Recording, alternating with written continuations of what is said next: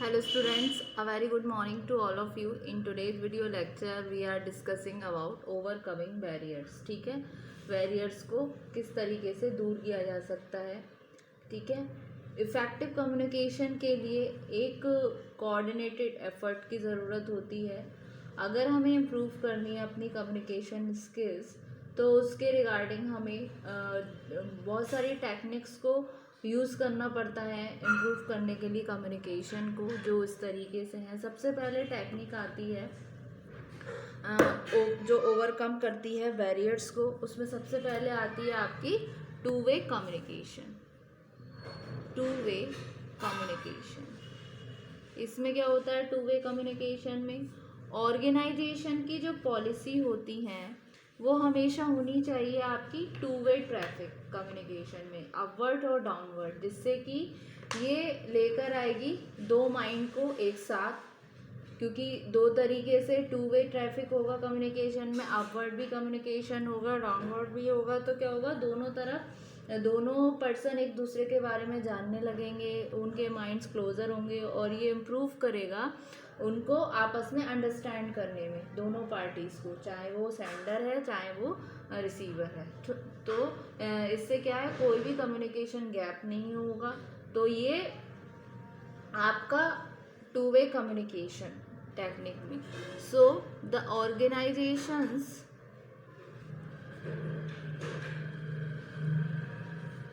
organizations communication policy should improve, should provide for a two-way traffic in communication, upwards and downwards. It brings two minds closure and improves understanding between the two parties, the sender and the receiver. ठीक है, एक तो आया ये. फिर next आता है strengthening communication network. Strengthening communication network क्या होता है? कम्युनिकेशन नेटवर्क आपका मजबूत होना चाहिए जिससे कि आपकी कम्युनिकेशन इफ़ेक्टिव हो. इस पर्पस के लिए जो आपका कम्युनिकेशन का प्रोसीजर है वो आपका सिंप्लीफाइड होना चाहिए. मतलब एक तरीके से लेयर्स होनी चाहिए आपकी डाउनवर्ड कम्युनिकेशन में, जो reduce to the minimum possible. ठीक है, तो जैसे डिसेंट्रलाइजेशन होता है, डेलीगेशन ऑफ अथॉरिटी होता है, वो भी इनकरेज होना चाहिए, जिसमें information communication more efficient way में हो. जिससे जैसे किसके थ्रू, जैसे फ्रीक्वेंट मीटिंग्स हो, कॉन्फ्रेंसेस हो. ठीक है, जिससे time to time information deliver हो सबऑर्डिनेट्स को. तो इसके रिगार्डिंग हमें क्या करना पड़ेगा? स्ट्रेंथनिंग करनी होगी कम्युनिकेशन नेटवर्क की. ठीक है, so the communication network should be strength to make communication effective. For this purpose, the procedure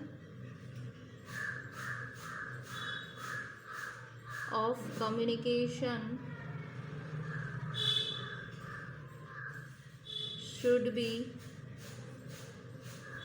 simplified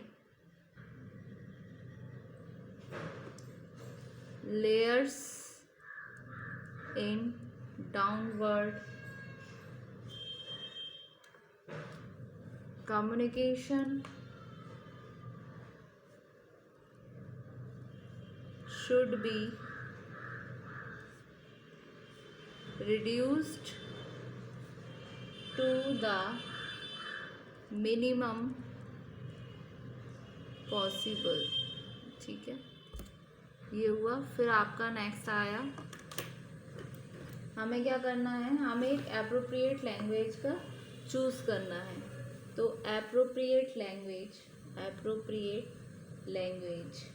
मतलब कम्युनिकेशन में कुछ सर्टेन सिंबल्स होते हैं जो यूज़ किए जाते हैं।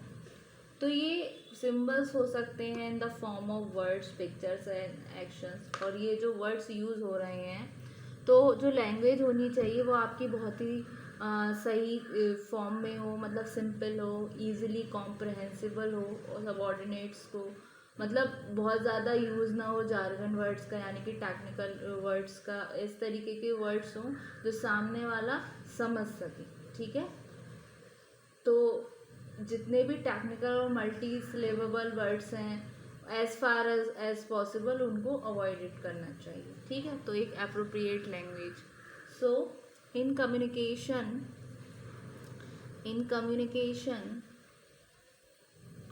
certain symbols are used. Such symbols may be in the form of words, pictures and actions. If words are used, the language should be simple and easily comprehensible to the subordinates. Technical and multi-syllable words should, as far as possible,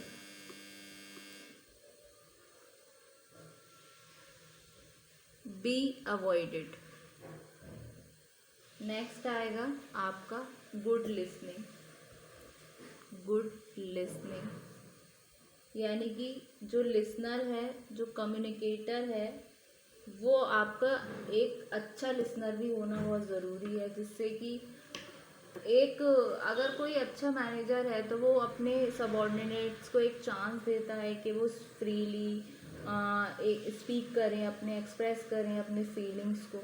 ठीक है, तो इसके regarding कभी कभी क्या होता है, जब उसके सबऑर्डिनेट उसे कोई बात बताते हैं जहाँ वो बेटर अंडरस्टैंड करता है, तो ये उसके लिए बहुत ही ज़्यादा बेनिफिशियल हो जाता है एक इफ़ेक्टिव कम्युनिकेशन के लिए और बैरियर्स को ओवरकम करने के लिए। ठीक है, तो गुड लिसनिंग में अ communicator must be a good listener too. A good manager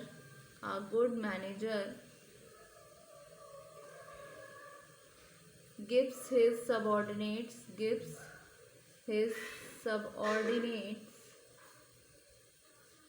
a chance to speak freely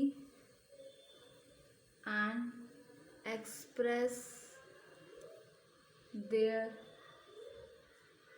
feelings well before him। ठीक है, एक तो आया ये। फिर नेक्स्ट सिलेक्ट किया जाए एक इफेक्टिव कम्युनिकेशन चैनल, तो selecting on effective communication channel.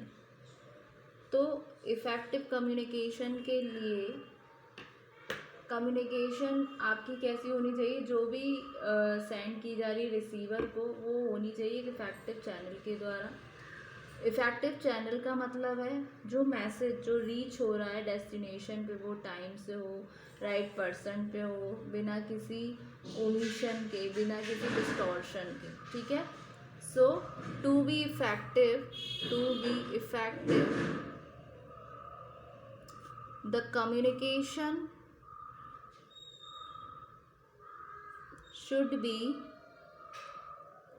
sent to the receiver through an effective channel by effective channel mean by effective channel mean that the message reaches its destination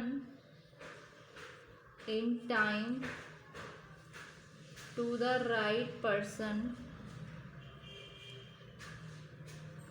without any distortion और omission. ठीक है, ये थे आपके overcoming barriers. Thank you so much students.